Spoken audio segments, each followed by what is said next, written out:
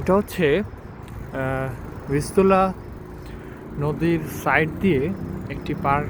Park বলতে পারেন, মানে পার্ক না, এটা হচ্ছে একদম জঙ্গলের মতোই।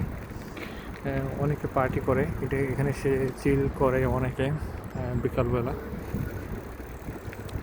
তো আমি আসছিলাম এদের একটা কাজে, তো আমি আপনাদের ভাবলাম যে এটা নিচে নেমে আপনাদের জন্য একটা ভিডিও তৈরি করি। এখন উইন্টার শেষের দিকে, সামার শুরু হবে, সেই জন্য আপনারা দেখতে পাচ্ছেন গাছগুলো অনেকটা শুকিয়ে গিয়েছে। ভিতরে যদিও অনেক মানুষ দেখা যাচ্ছে, যে দেখতে পাচ্ছেন।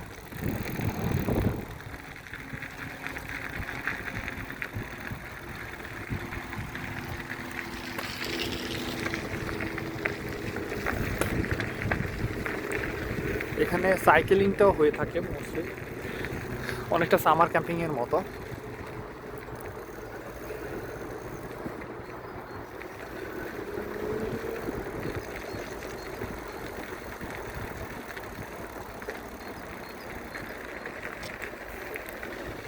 এখানে